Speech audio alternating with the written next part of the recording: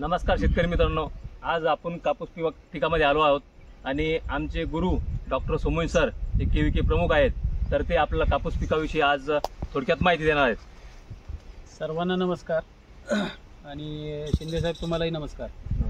अति पावसाच्या परिस्थितीमध्ये आता जी काही जमिनीमध्ये जी ओल आहे ती फार प्रचंड प्रमाणात असल्यामुळं तुम्हाला झाडाची वाढ ही मंदावलेली दिसते तुम्हाला सध्या.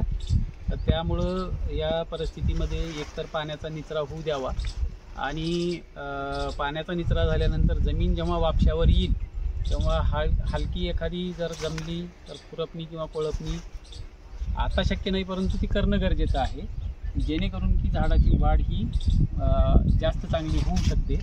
आणि या परिस्थितीमध्ये रस शोषक करणाऱ्या किडींचा प्रादुर्भाव हा मोठ्या प्रमाणावर आहे. जसं पांढरी माशी आहे, मावा, तुडतुडे आहे. त्यांच्या निरीक्षणासाठी सापळे लावावेत आणि जसं निळे आणि पिवळे चिकट सापळे जर लावता आले तर ते फार उत्तमरित्या काम करतील. आणि तरीसुद्धा जर इकॉनॉमिक थ्रीशोल्ड लेवलच्या म्हणजे आर्थिक नुकसानीच्या पातळीच्या वर जर यांची संख्या जर दिसत असेल तर कुठल्याही रस शोषक करणाऱ्या किडीसाठी जे म्हणजे प्रभावी कीटकनाशक जे आंतरप्रवाही वापरले जातात तर त्यामध्ये जसं काही थायोमिथेक्झॅम आहे, इमिडॅक्लोप्रिड आहे किंवा इमामेक्टिन बेन्झोएट आहे, याची फवारणी तुम्ही करू शकता. आणि आता इवन म्हणजे आता सध्या जे पानं आहेत किंवा ही जी काही वाढ तुम्हाला मंदावलेली दिसते तर त्याकरिता तुम्ही 19-19-19 किंवा त्याच्यामध्ये DAP 10 ग्राम मिसळून जर तुम्ही फवारणी घेतली तर तीसुद्धा याची वाढ पोषक होण्यासाठी मदतगार ठरू शकते.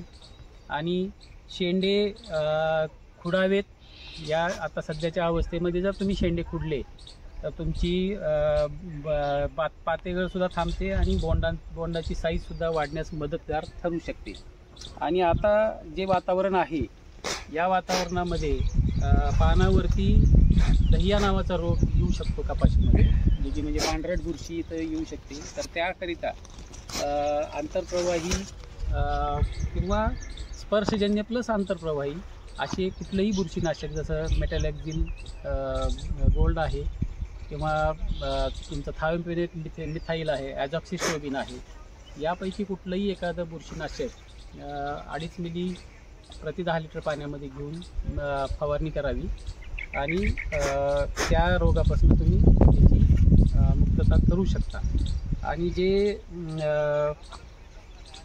बोंडावरती आणि पात्यावरती सुद्धा म्हणजे तुम्हाला लालवटपणा दिसतोय तर त्याकरिता सुद्धा तुम्ही मॅग्नेशियम सल्फेट याची जर फवारणी घेतली तर हे लाल्या नावाचा जो रोग आहे त्या रोगाच्या विकृतीपासून सुद्धा तुम्हाला तुमच्या कपाशीचं संरक्षण करता येऊ शकतं. धन्यवाद.